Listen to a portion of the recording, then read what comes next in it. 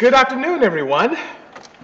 Welcome to my 154th episode of the Bisimoto Tech Tuesday consecutively. Really excited about today's episode because I have some great things to share around that cool vehicle right behind me. Guys, what a great day. Now, I'm saying great because I don't know if you can see behind me, but there's a lot of dust on the floor. It's like a lot of dust, right? We've had some crazy winds here in the 909, 951. Which is the area code in this area. It's been really dusty. We had all these crazy winds. Yesterday, it blew a bunch of rubbish into the shop.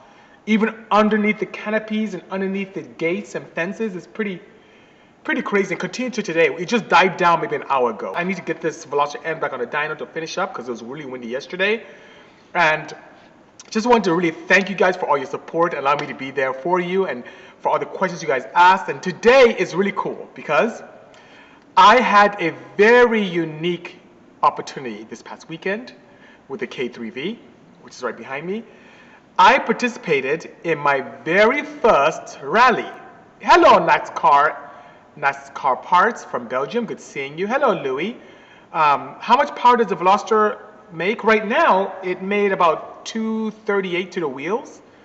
And I just did a flash tune on it, so we're going to see what happens when I put it back on the dyno. Did a bench flash on it, so it should be pretty good, you know? I'm on my fourth patio umbrella, says SR. Yeah, it's pretty crazy. Hello, Zach, Falcon Lover. Hope you guys are safe over there.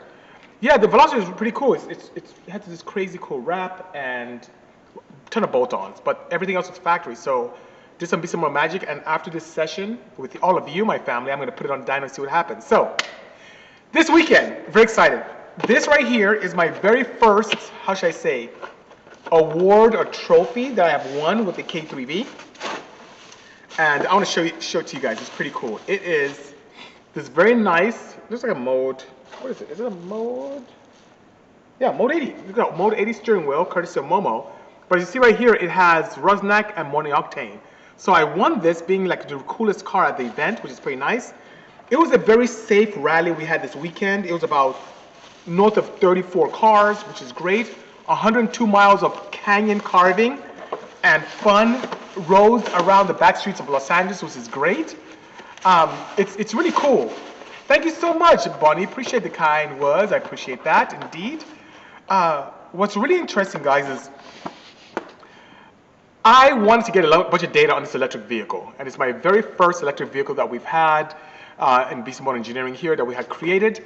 And it was my first foray into EV space. Now, thank you so much, Louis. I appreciate that. And I'd love to tune your Civic as well. It has 32 kilowatt hours of energy, which if I drive normally, like a normal human being, using max regen, I can get 180 miles. I wouldn't dare turn the regen off because I don't know what would happen. I'll probably get barely anything. But I know if I have a lot of fun, if I misbehave, I'll get like 100, a little bit over 100. Now, this event is supposed to be interesting, right? Thank you, Louis, because we're now canyon carving, which is bananas. So, starting in Pasadena to Westlake, taking all the back streets to Mulholland, through all these crazy, beautiful roads around Southern California to single-lane roads with a bunch of exotics. It was great. And there are two things I want to mention to you guys. One, people are freaking out. BC, are you going to make it? Are you going to make it? Thank you so much, Max, PPIV. I appreciate that. I was asked, do I need to bring a tow truck? Am I gonna run out of battery halfway? It was just, people kind of freaking me out, like, are you gonna make it? I said, you know what? Technology is my friend. I did the calculations. It's gonna make it, right? Secondly, it's my first time ever with an EV going up the mountains in the greater Southern California area. And I'm used to, as I take a Lexus or my Viper or the Veloster N that I have up front, when I go up in mountains, I notice that as I go up, I lose power, obviously, because we're going in elevation, right? But something interesting happens with the EVs. The way it feels at sea level is the same way it felt up top. So I was misbehaving. I think Hetty's here. She was there with me as well, driving her Porsche. And she saw me. She's like, BC, you're going kind of fast. You were really misbehaving. So I was doing a lot of misbehavior. I was going really bananas, right? My goodness. Guys, it was the most exciting experience ever. But I'll be honest with you. I got to the Porsche facility in Westlake with 10% battery charge left, 10% state of charge. So I was almost out.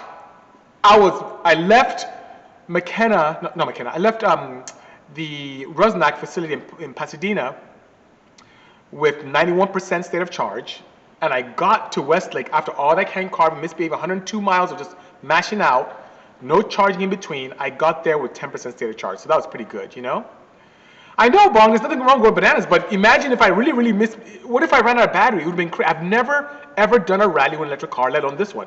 So it's a great proof of concept that we have a vehicle that's a lot of fun, extremely reliable, and can go to distance with its petrol exotic counterparts, which is great, you know? Looks like an EG hatch. Yeah, there's an EG hatch up top. That's from actually Action Clutch. So we're doing some modifications to that as well, upgrading it. It looks very untidy, so we're tightening things up, making it more advanced and more user-friendly and much faster. But right below it here is the K3V right there. And then I have a Velocity N here and a Porsche 356 right there as well. So we're having a lot of fun here. Could I recommend someone who works on rotary engines? Yes, Abel Ibarra. So he's not too far away from here. Nicknamed Flacco. He can do a lot, you know. How many Porsches are in the shop right now, says Lorenzo Steenbriggen. Let's see. 1, 2, 3, 4, 5, 6, 7, 8, 9, 10, 11, 12, 13, 14, 15, 16, 17, 18, 19. 19 Porsches in the shop right now. 19. Hello, Bond Concept. Hello, mate. Good seeing you. Which would say would drain your battery more, driving aggressively or having more weight? CHAdeMO GT3, I would say between the two, it would be my driving. The weight could actually be an advantage. So one thing I noticed, which wasn't even fair, I'll be completely honest with you guys, my family, I'll be completely transparent with you. As we came down the hills, I was regenning like crazy. So I barely used my brakes to stop. I was using regen as I went down hills instead of using brake to slow down. And it was putting energy back into my battery. So even though I had fun, I almost ate my cake and had it too. Where I'd go uphill and then cruise down and coast, which is pretty nice. So that being said, it was pretty interesting, you know. Gaz is saying, BC, if I take the motor from an old crash electric car, how to install it in my petrol car like hybrid? The hybrid is pretty interesting, you know. It's a lot more involved in terms of logic and management. So you have to make sure that they work in unison. It'll be an easier task to go full EV at this point, but if you're up to the task, you can have an opportunity to combine a proper engine management solution and also a hybrid EV controller to make sure they're happy, to make sure that you could use the EV motor as a starter for the petrol engine, that you could use the petrol engine as a regen mechanism, that you can use the electric motor as an absorption device to put back in the battery, that you can be able to keep things on demand or on regen based upon throttle position, steering, vehicle speed. It's a lot more involved. So if you want something where it's an easy, oh, here's what you need to do, 1, 2, 3, it's not that easy with hybrids. It's much easier with a pure EV setup, but we can do that. Because I'm a big fan of your rice, thank you so much for the kind words, I appreciate that. Nascar says, you're in heaven, 19 Porsches. Yes, it's quite nice, and they're all modified except for the 930 right there and the 356. Those are factory for now. We're going to be modified quite heavily very soon, you know? 01 manual cord build, I don't have any of those in store. So my relationship with American Honda puts us in a position where we tend to build newer cars for them, right? So we have the opportunity to build things like a crazy minivan and some bananas Honda Fits and an HRV and a CRZ and a Civic Si. So that being said, you know, there's so many. There's just so many. And until Honda gives us the green light to build an 01, which is very rare, we won't build those. Sometimes I build old and new, but usually with manufacturers that we just start a relationship with, like if we did something with Mazda or if we did something with Chevrolet, you know? BC, it's so sick how you're embracing electric cars now. Yes, Louis, I appreciate that. And I was really against EV technology. I didn't want anything to do with it. I hated it. I thought it was so silly. I thought electric cars were ideal for tree huggers and people who just want to save the environment and hemp sandals and all that nonsense. And then I listened to my peers who told me, BC, EV cars are horrible. They make no sound. They have no soul. Well, right now up front, my good friend Miggy is actually editing the videos from this weekend. I'm going to put on my Bisimoto YouTube page maybe a condensed version. I don't think you guys want to watch the whole 2 hours of me on driving around. Yeah, the rally was over 2 hours, rally, constantly with that car. We stopped, took some pictures, and kept going. It was amazing. But nonetheless, you don't want to see that. So I think we're condensing down to maybe a 10-minute video. And you'll see the excitement there, the amazing sound that it has. It has its all soul, and people are freaking out. I've never had so much attention from a car not making any noise, you know? Is the Odyssey in there as well, says Lorenzo Steenbergen? Yeah, right over there. So I'm gonna try and show it to you guys. I'm gonna show you right there, let me do it this way, sorry. Odyssey is right there from the 930. So that's the Odyssey. Forgive me, those of you on YouTube. Yeah, but the Odyssey is right there, sir. How did the testing in the 2020 SI go? Very well, actually. Honda, you know, they've done some really good things recently, just from the base platform. We noticed with the new Civic Si, the new 2021 Civic, 2020 and 2021, they changed the gearing, so it's much nicer in terms of acceleration. The factory has a little bit more output. They don't talk about this, but the mid-range is much more improved from a tuning perspective. I like the feel of the car, so it's really nice. But then we did a test where we added a blow-up valve, an aftermarket vent-to-atmosphere blow-up valve courtesy of TurboSmart. Now, the reason why we did that, thank you so much, Max PPRLV. The reason why we did that because there was this really poor rumor or myth going around that blow-up valve vent-to-atmosphere hurt the newer vehicles, and it caused some weird rich mixture. So I wanted to put that misconception or myth to the test, and what we found out was that it wasn't the case, just like we thought, because we were part of the development of that car here at Bisimoto 2 years before it hit the market. So we wanted something that can give you the, how should I say, the accuracy of a map system, but the flexibility of a speed density. So the engineers did a good job in combining the two, right? So what we noticed is that with that, not only do we pick up power with the TurboSmart blow-off valve, and the reason why we feel is because the seal is much better seal between the recirculation valve and then the vented opportunity area, or better yet, the seal there was much nicer. When the factory one was kind of this little bit harder rubber. So we saw that, had a great sound, and even as we stabbed it on the dyno, there was no weird rich mixtures or changes. There was no change in the boost control. I documented via the dyno, because my dyno has this ability to document and capture everything that the ECU sees via OBD, and we looked over it and we didn't see any change in the algorithm for boost control. It was just, a lot of the misconceptions out there were just rubbish, weren't true. And then I just said, okay, we did that stock boost, what happens if we up the boost? So I used a K-tuner software, created the bunch of boost, just put a ton of boost in it, safely of course, and same thing, no challenges, no issues, even more power, lots more fun. So it was a very good exercise. So I'm gonna put that video up as soon as the team finishes editing it as well, and you guys can take a look and see what I saw, which is pretty exciting. Hello, Maiden Orvus, good seeing you. Thanks for joining us this afternoon on my 154th episode of the Bisimoto Tech Tuesday. And yes, I've been doing this consecutively for 154 Tuesdays back to back to back unfailingly. Whether the Tech Tuesday fell on my anniversary, or on one of my children's birthdays, or on the birth of my son, or Christmas, or New Year's, or if I was traveling to Silicon Valley in some meetings, it didn't matter, you know? Do you plan on going back to racing in the quarter mile? Asked JP1 Baller. I do. Even though I end up recently finding road racing a lot more exciting, because it's like road racing is like drag racing, but you get to do it over and over again. It's so weird with drag racing, quarter mile drag racing, we spend so much money, effort, and time to spend less and less time on the track. It's crazy if you think about it. You put all this money in to spend less time on the track. You know, when you're running 12s, okay, you're running 12 seconds, and then you put more money, you're running 10s, and you're running 9s, and then 8s. You're running less and less time on the track. So, but despite that, I miss the adrenaline, the rush, the sheer acceleration, the sounds, the burnouts of a drag race. So, yeah, Kevin is right. I may end up bringing the Insight back out. And I want to kind of do a cool test, and let me know what you guys think, family, about this. My Insight made about 430 to the wheels. And, broke tons of records, went really fast. So that being said, what do you guys think if I did this exercise where I run the Insight, 400 plus horsepower to the wheels, see what it runs, and then go to an EV setup, same power, 400, 430, and see if we get faster or slower? Let me know if you guys like to see that, because if that's the case, I think that'd be a pretty cool exercise. BC, with your Honda relationship, have you ever tested out a new Generate NSX? Yes, still Cav. Oh, it's my fault because I don't put up enough content. I really don't show what we do. We've had from Acura maybe a dozen NSXs, the NC1s, the newer ones, hybrids to try out. And that was really actually what pushed us to really get really serious about the EV stuff.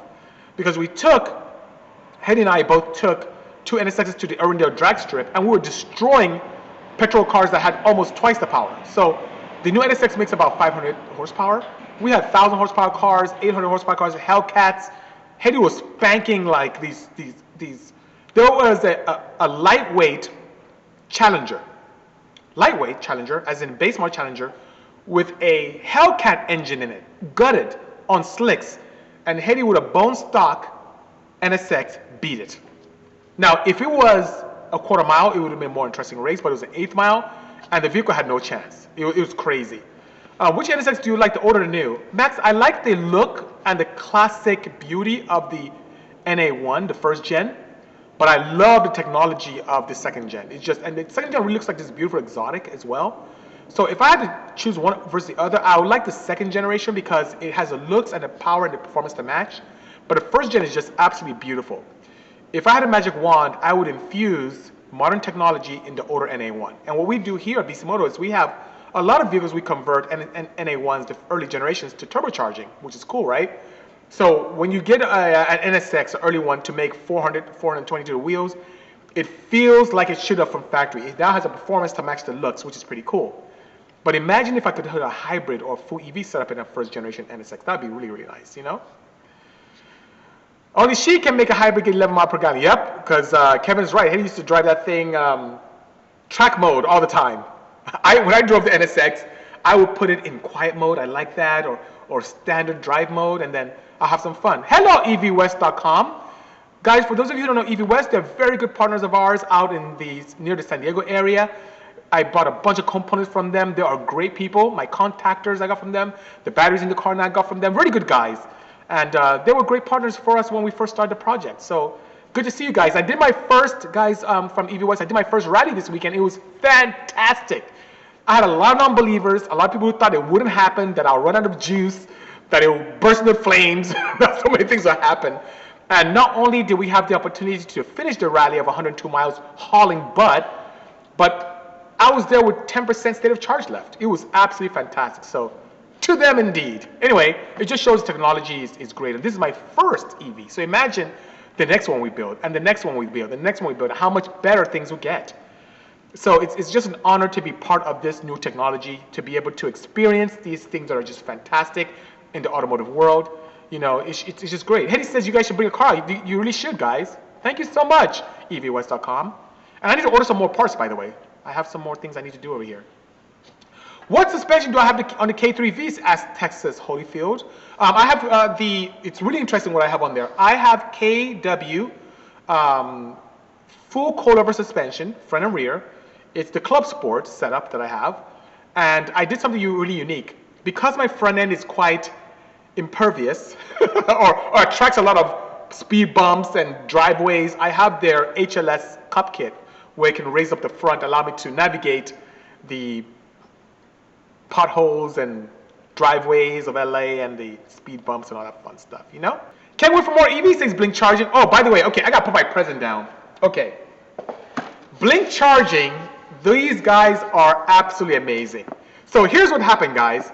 I drove through the rally this weekend, got to Westlake at the Porsche dealership with Rusnak, 10% state of charge, and then the dealership offered me the level 2 charging. So I plugged in, and my level 2 charge is pretty paltry. I'll talk to you guys about that, EV West. It's quite paltry, so it takes a long time. So the whole time we're having our lunch there, I plugged in and only went up a few kilowatt hours, couple of kilowatt hours. That wasn't very good. So 3 miles away from the dealership was this beautiful CHAdeMO station, and it was owned by Blink. So you know what happened? I went there, Hedy escorted me just in case, and I plugged in to my CHAdeMO interface, and that's my fast charging DC to DC. And I just whipped out my Blink card. I should get it in the car. I whipped out my Blink card and put it on the Blink station. It identified me. Hello, BC, it said, and plug in your vehicle. So I plugged it in, and within 36 minutes, I was at 91% state of charge. I was good to go. And you may say, why not 100%? I tend to leave a little bit because I want longevity on my battery life. I program my battery management system, my Orion battery management system, not to allow me to charge above 95% so I can get more out of my battery. I don't discharge all the way to 0. I don't charge all the way to 100% to give me a lot more opportunity for longevity in my battery. So that's really good. What kind of batteries does it have? It says Max PPIV. Well, it has LG Chem lithium ion batteries. This is what I run. I have 32 kilowatt hours of energy, which is great, and allows me to do some good things. And the one thing that initially I was worried about was maybe range anxiety. What happens if I go somewhere? And I had a bad experience, not too great experience, when we did that run with Platinum, and I had no way of quick charging, so I had to sit and wait for hours to charge. But now with CHAdeMO, with this fast charging DC to DC, and the fact that Blink Charging has all these stations around Southern California, within minutes, by the time I can go use the restroom, grab a bite to eat or drink something, I'm fully charged, I can go again. So it really takes the concern of range anxiety out. And if I could get more range out of a full charged battery pack as I do with my full tank of gas in my Viper, I'm happy. My Viper, full tank of gas, kind of getting warm here. My full tank of gas with the Viper, I barely got 120 miles. So I do much better with a full charge here with this EV. And then very quickly, I can just plug in and have a good time. So Blink Charging, thank you so much for setting up wonderful stations around Southern California. The CHAdeMO works extremely well. When I was done, it says goodbye, BC. I tried to film it. I tried to get a picture of it, but then by the time I whipped my camera, it was gone. But I love you guys. And above and beyond that, it is just a joy to be able to go places and not have to worry because they're placing all these things everywhere. And we're living in a great time, guys, where technology, fun, clean energy, and just exhilaration cannot exist. And the fact that I now have this confidence to be able to go to rallies and have a lot of fun, that's great. Because I didn't know what was going to happen. I pushed the K3, I pushed this car hard this weekend, like really hard. Well, my peers with the exotics, with the Lambos and the Ferraris and the Bentleys were all like struggling a little bit to get up the mountains. The fact that it was an EV and didn't care about how much oxygen was in the air, I was able to get up these mountains quickly. I was hauling butt, just mashing out. And then when it came time to decel, everyone's using their brakes. I'm just regenning and putting myself back in the battery. It's great. It's absolutely fantastic, you know? You got a friend, none of the range anxiety. Nobody has time for that. Amen, Blink Charging. And for those of you, once again, who want to take advantage of even a level 2 at your residence, whether it's your home or your apartment or even your building, you can go on Amazon, look for the Blink HQ charger. It's an amazing, beautiful device. And with a code of Bisimoto 30, Bisimoto 30, you can get 30% off on Amazon. So Blink, thank you so much for allowing my friends and family to take advantage of such an opportunity. It was great, you know? Had even said it, the exotic had to stop for fuel. Yeah, I remember seeing that Aston Martin, the yellow one, he had to stop for fuel when we got to Malibu. And then I don't know, I think the Firebird did as well. I know that one of the Bentleys did for sure, but I didn't stop. As a matter of fact, I remember people asking me, oh, BC, did you stop somewhere to get electricity? No, I didn't. I went all the way to Westlake. No problems, which is great, you know? If you had a chance, would you build another K3V? Absolutely I would, Chevette. I would cherish the opportunity to do that. As a matter of fact, I'm working on something right now that's pretty interesting. Blink knows about it, but shh, Blink, don't say anything to anyone. Don't tell anyone. But yes, Henny, don't say anything either. You neither, Kevin. You know. J. Ken, I'm great. Thank you so much. Thank you. Have you ever had a 935 with petrol engine, or is it going to build or be a build in the future? I love the 935. EV is amazing as well. So Lorenzo, yes. And once again, my fault. And if you look at my feed, you may see something I posted a week and a half ago. There is a petrol 935 in our showroom. It's a red one, petrol. We updated the technology in it, so it doesn't have the old school engine management in it. It's still air-cooled 3.3 liter engine, really nice, very beautiful, very elegant. But you want to hear something crazy? The customer doesn't want it anymore. The customer wants to sell his petrol engine. So I do have a 935, 930 engine, complete turbo, intercooler, wastegate, blow-up valves, injectors, engine management harness. I have it for sale because he wants to go EV as well. He wants to go in the same technology as this. He wanted clean performance just like I have. So things are changing, guys. I always had that guilt. I always had that guilt about experiencing fun with cars, but having to worry about smog in California and pollution and me just having these greenhouse gases I was emanating. And that's why most of my cars that are petrol-based run on ethanol. from the wagon to the Odyssey to even the 911 to the center seat Boxman, the center seat Porsches we have, they're all running E85. I just wanted to have an opportunity to do that. But now, with EV technology, as I'm a performance enthusiast first performance enthusiast, then engineer, I wanted something that was really exciting and easy to drive and lots of fun, and that came to life, you know. And then watching people like Ian with his silver one, he's a voice actor, Ian Prescott. Seeing Michael Bream, what he did with his BMW, just watching him do burnouts and drift, was really exciting.